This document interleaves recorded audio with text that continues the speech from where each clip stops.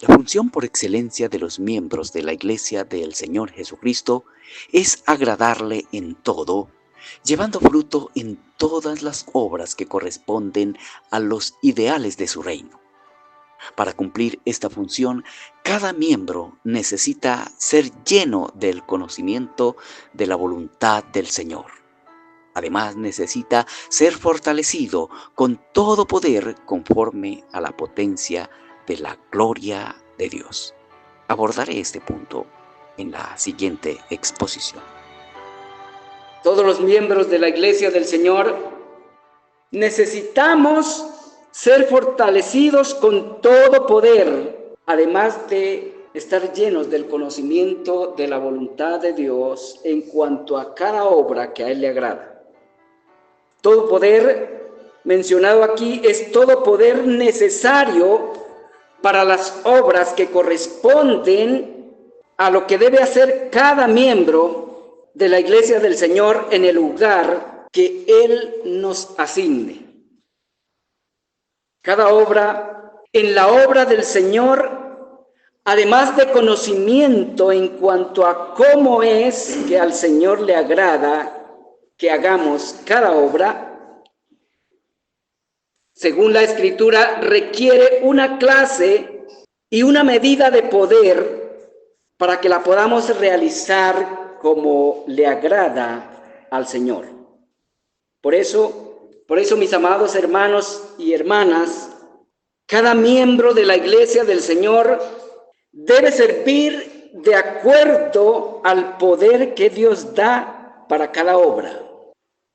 El apóstol Pedro se refirió a ello en el capítulo 4 de su primera carta, versículo 11, segunda parte. Lo que dice allí el apóstol Pedro implica que hay varias clases de poder que Dios da, y a cada miembro de su iglesia da un poder particular con el cual debe ministrar en su obra. ¿Cómo saber qué poder Dios me ha dado? Sabemos qué clase de poder Dios nos ha concedido y en qué medida mediante el lugar que Dios nos ha dado en su obra y mediante las virtudes que tenemos para funcionar en ese lugar. Sabemos qué clase de poder Dios nos ha concedido y en qué medida nos lo ha concedido mediante el lugar que Dios nos ha dado en su obra y mediante las virtudes que tenemos para funcionar en ese lugar. Miramos en la exposición anterior que hay tres clases de poder que Dios da para servir en su obra. Uno, el poder dinámico. Dos, el poder epistémico. Y tres, el poder institucional o el poder legal. Si Dios nos ha dado poder dinámico, lo podemos saber por las virtudes y habilidades que tenemos para servir a nuestros hermanos en alguna obra. Sabemos si Dios nos ha dado poder epistémico por la sabiduría e inteligencia espiritual que tengamos para edificar a los hermanos, para edificar su iglesia, la iglesia del Señor. Sabemos qué poder institucional nos ha dado Dios por la posición que tengamos en la iglesia, en la familia o en cualquier otra esfera social. Llevemos esto al punto que estamos analizando. Apliquémoslo a algunas de las buenas obras que Dios preparó para que sus redimidos andemos en ellas. Tomemos la obra pastoral como ejemplo. No es la única obra en la que se sirve en la iglesia del Señor, pero quiero tomar una de las obras más sobresalientes para tratar de dar a comprender este punto. ¿Qué poder Dios da a los pastores de su iglesia? Si Dios me ha puesto en la posición pastoral, es porque Dios también me ha dado la capacidad de asumir mis funciones pastorales de acuerdo al poder que corresponde a ese ministerio. Ahora la pregunta es, ¿cómo es el poder que corresponde a la obra pastoral? En primer lugar, y a grandes rasgos, porque no hay el tiempo para explicar las connotaciones de cada uno de los poderes que Dios da en esta posición, pero quiero mencionarlo a grandes rasgos. El poder que Dios da a los pastores de su iglesia no es un poder hegemónico, no es poder para que señoree sobre los hermanos. Primera de Pedro, capítulo 5, versículo 3. Es poder para equiparlos para la obra del ministerio al cual son llamados por el mismo Señor. Efesios, capítulo 4, versículos 11 y 12. ¿Cuál es la obra del ministerio para el cual son apartados los redimidos, los miembros de la iglesia del Señor? Según la Escritura, es la edificación del cuerpo de Cristo. Efesios capítulo 4, versículo 2. Esa es la función central de todos los ministros de la iglesia del Señor, a partir de los apóstoles hasta los pastores, incluyendo los miembros de la iglesia. La autoridad que Dios le da a los pastores de su iglesia es autoridad epistémica. Explicaba cómo es el carácter y la naturaleza de ese tipo de autoridad según las Escrituras. Esa autoridad es la autoridad ejercida con ciencia, con sabiduría e inteligencia espiritual. Es autoridad para enseñar a los hermanos a conservar la unidad de la iglesia, la unidad básica creada por el Espíritu y llevarla a su plenitud. Efesios capítulo 4, versículo 1 al 4 y capítulo 4, versículo 13. En Efesios capítulo 4, versículo 11 y 12, la Escritura dice que el Señor constituyó a los pastores para perfeccionar a los que ha apartado para la obra del ministerio. El ministerio es la edificación del cuerpo de Cristo. Y el cuerpo de Cristo mencionado aquí es su iglesia, la iglesia del Señor. El trabajo de la obra de ese ministerio es llevar la unidad de la iglesia de su estado básico, invisible, a su estado ideal, la unidad visible perfecta. Como lo he enfatizado en otras exposiciones, no debemos conformarnos con la unidad invisible. La Escritura, el Señor Jesucristo, nos demanda hacer de la unidad una realidad visible, que impacte al mundo, que sirva de testimonio de que Cristo es el Hijo de Dios y quienes conforman la iglesia del Señor son amados por Dios el Padre, como ama a su Hijo Jesucristo. La Escritura afirma, muestra y demuestra que la iglesia del Señor goza de una unidad básica creada por el Espíritu Santo. todos los miembros de la iglesia, tenemos el deber de conservar esa unidad y llevarla al estado ideal indicado por el Espíritu en las Escrituras. En Efesios capítulo 4, versículo 1, el apóstol dice: les ruego, hermanos, que procedan como corresponde a la vocación a la que fueron llamados. ¿Cuál es la vocación a la que los miembros de la iglesia del Señor son llamados? Según Efesios capítulo 4, versículos 1 al 3. Efesios 4, 3 lo muestra. La vocación a la cual son llamados los miembros de la iglesia del Señor es a conservar la unidad del Espíritu en el vínculo de la paz. Efesios 4:3. ¿Cuál es el trabajo que todos los miembros de la iglesia y cada uno debemos hacer para conservar esa unidad? Ese trabajo es el de soportarnos unos a otros en amor.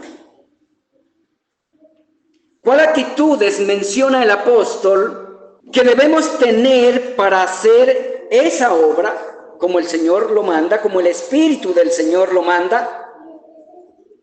Debemos tener humildad, mansedumbre y paciencia. ¿A qué potencia debemos tener esas virtudes desarrolladas para lograr ese objetivo? A la máxima potencia. Toda humildad, toda mansedumbre y toda paciencia,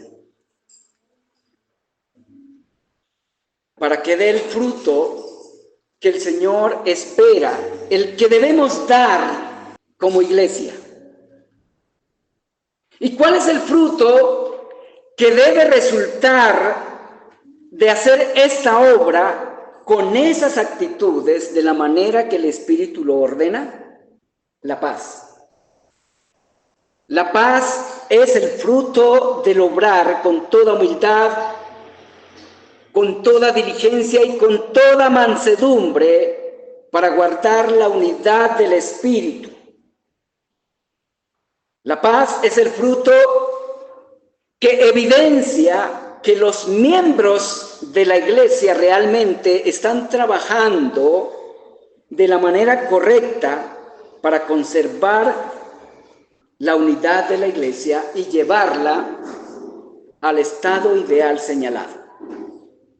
En Efesios capítulo 4, versículo 13, el Espíritu habla del ideal o meta a la cual debe ser llevada la obra del ministerio para el cual los pastores deben equipar a los santos, a los apartados por Dios para trabajar en la edificación de su iglesia. ¿Hasta qué punto cada miembro debe trabajar en la obra edificando el cuerpo de Cristo? ¿Hasta qué punto? Hasta que todos lleguemos a la unidad de la fe y del conocimiento del Hijo de Dios, a un varón perfecto, a la medida de la estatura de la plenitud de Cristo. ¿Qué ideal? ¿Qué meta? ¿Ya lo hemos alcanzado? Los pastores son los miembros de la iglesia llamados a enseñar a los demás hermanos a hacer esa obra, a llevarla a ese fin. El problema es que en la actualidad los pastores son los que más causamos divisiones.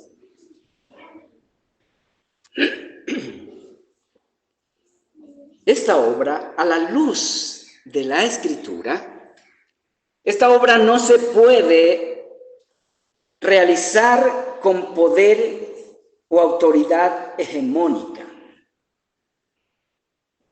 El poder que Dios da a los pastores de su iglesia para equipar a los hermanos no es autoridad para dominar y controlar a los demás. es autoridad para enseñarles a hacer uso de su autonomía personal con responsabilidad y fidelidad a los propósitos de Dios y a los principios para alcanzar esos propósitos. Es autoridad persuasiva, no autoridad coercitiva. El poder hegemónico, coercitivo, no es un poder conforme al poder que Dios da para la edificación de su iglesia. El poder hegemónico es el poder natural, producto de la condición caída del hombre. El poder hegemónico no es un poder espiritual, no es un poder piadoso, no es un poder con sabiduría e inteligencia espiritual. Vamos a otra esfera de autoridad. Como ejemplo, vamos a la esfera familiar. El poder para administrar la familia. En la familia hay dos rangos de autoridad dados por Dios. Uno dado al varón y el otro dado a la mujer. Esos rangos de autoridad fueron establecidos y legislados por Dios desde el principio de la creación. Génesis capítulo 2, versículo 18 al 24.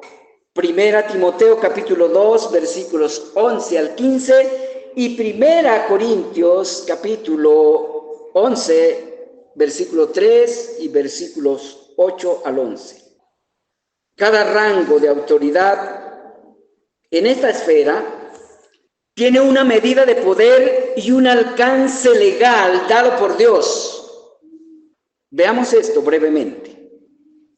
El poder que Dios le ha dado al esposo. ¿Qué poder Dios le ha dado al esposo?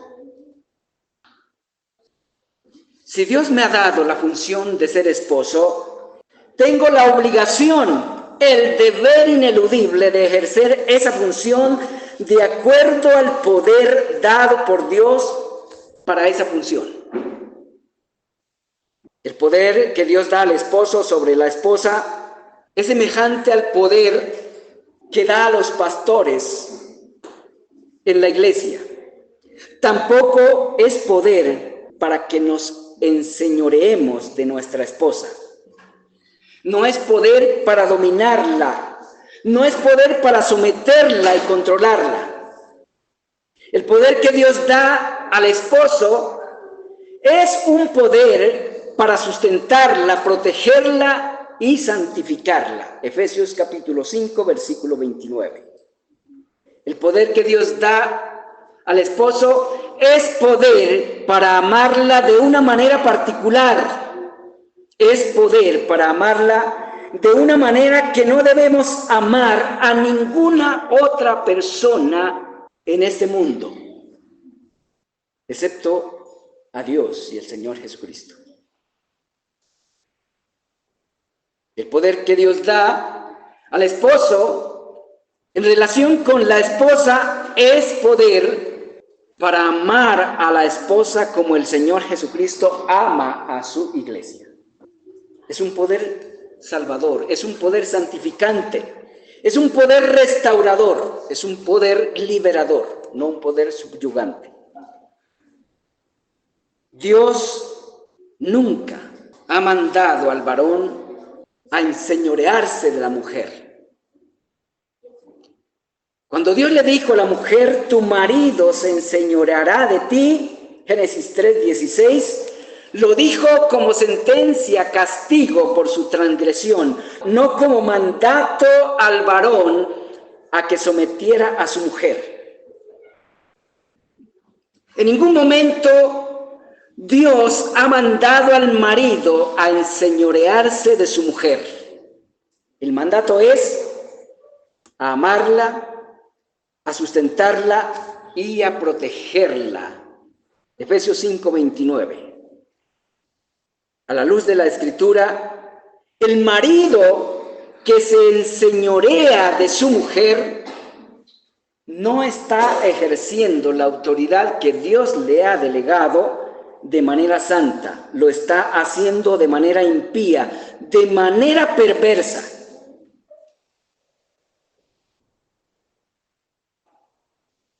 Permítanme también hablar del poder que Dios ha dado a la esposa.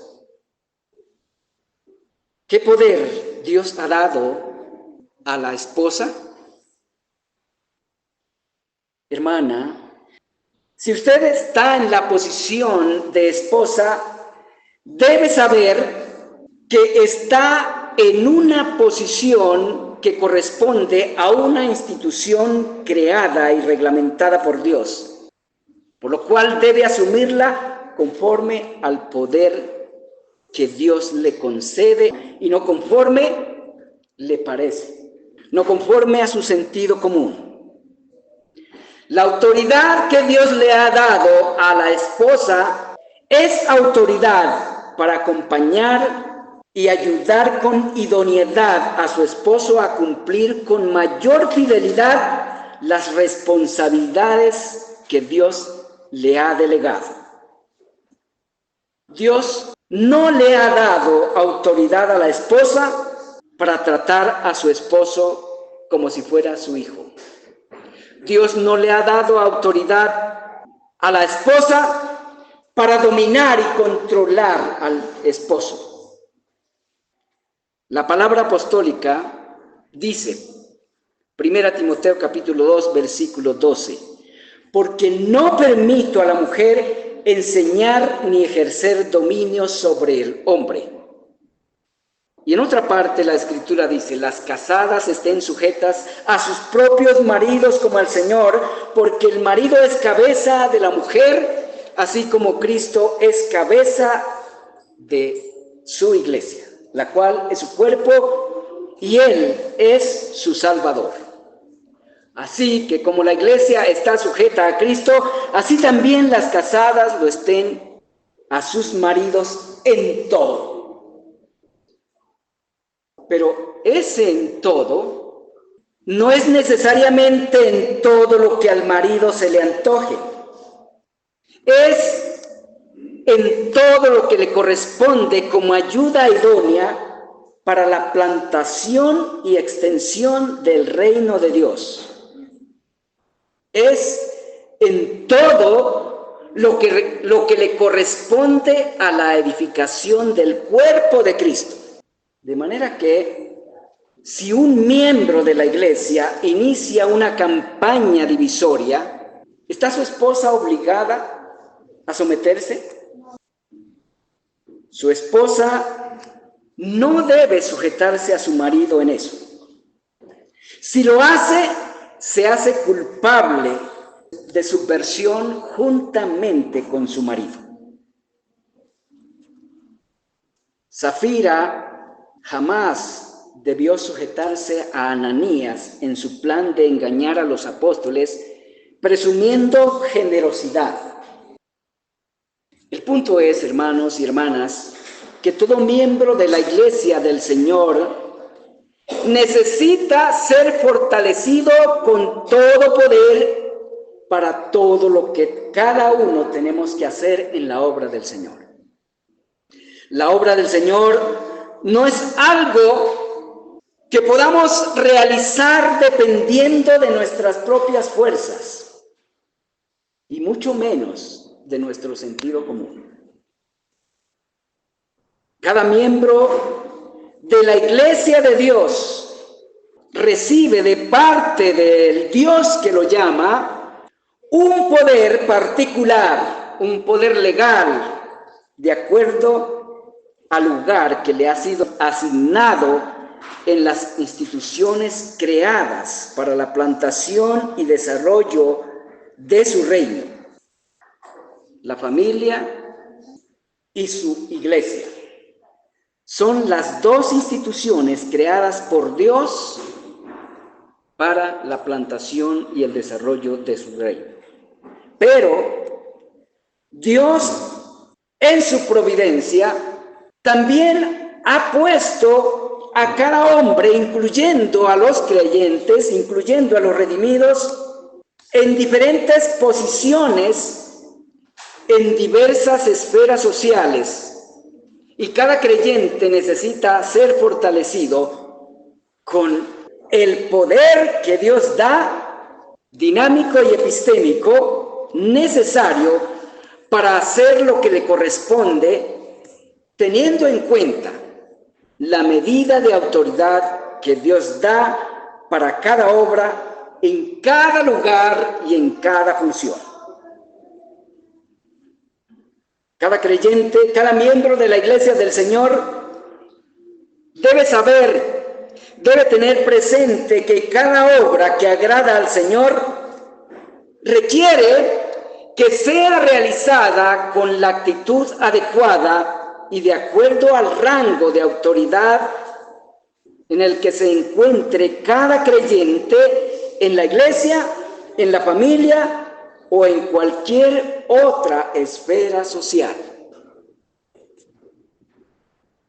Cada miembro de la Iglesia del Señor necesita ser fortalecido con el conocimiento de lo que le agrada al Señor, con las virtudes y destrezas necesarias para que cada obra sea realmente para la edificación de su iglesia en su expresión local primeramente.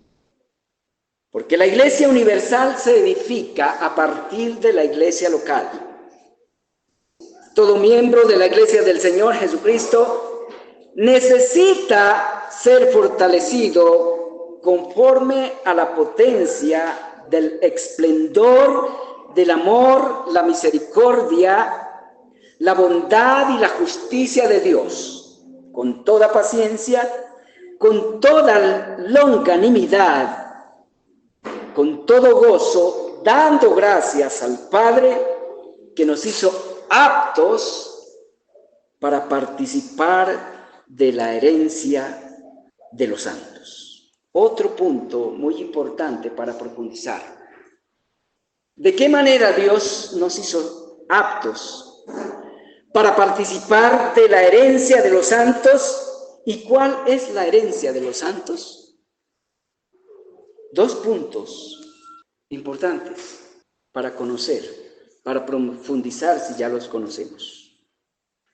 Pero estamos hablando del fortalecimiento que necesitamos para hacer lo que le agrada al Señor en su obra, en su iglesia. Y para terminar, no debo pasar por alto lo siguiente, que ese fortalecimiento del cual estoy hablando, del cual habla Pablo en su carta a los hermanos que estaban en Colosas, ese fortalecimiento hay que pedirlo a Dios. No viene con el nuevo nacimiento. Los hermanos en Colosas habían nacido de nuevo. Pero Pablo y Timoteo consideraban que ellos necesitaban ser equipados suficientemente con esos dos recursos mencionados ahí para cumplir la función esencial a la cual fueron llamados. Ese fortalecimiento hay que pedirlo. Pablo y Timoteo lo pedían para los santos y fieles que estaban en Colosas. Y eso indica que los pastores debemos pedirlo para los santos y fieles que el Señor ha puesto para que los perfeccionemos, para que los equipemos para la obra del ministerio, para la edificación de la iglesia del Señor, principalmente en su aspecto local. Cada miembro debemos pedir ese fortalecimiento. Debemos pedirlo para que las obras que hacemos sean las que Dios preparó de antemano para que con ellas contribuyamos al fortalecimiento de la unidad de su iglesia, de la iglesia en la cual fuimos insertados, y para que llevemos esa unidad al ideal exigido por el Señor en su palabra.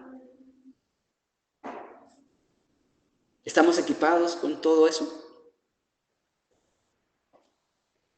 Sí, pero no lo suficiente. Debemos seguir equipándonos del conocimiento de la voluntad del Señor y de la potencia de su gloria para poder corresponder a esa vocación maravillosa a la cual hemos sido llamados, cada uno de los redimidos, cada uno de los miembros de la iglesia. No olvidando que ese trabajo debemos hacerlo en la iglesia local, donde el Señor nos ha insertado. Ministrar conforme al poder que Dios da es poner al servicio de la edificación de su iglesia y la extensión de su reino todo lo que nos da, haciendo cada obra desde la posición en que nos encontramos con las intenciones y actitudes exigidas y en la medida indicada por su Espíritu en su palabra. Ejemplo: para conservar la unidad del Espíritu en el vínculo de la paz, en cada iglesia local, sus miembros requieren diligencia, tolerancia, humildad y mansedumbre desarrolladas a la potencia en que esas virtudes están presentes en Dios.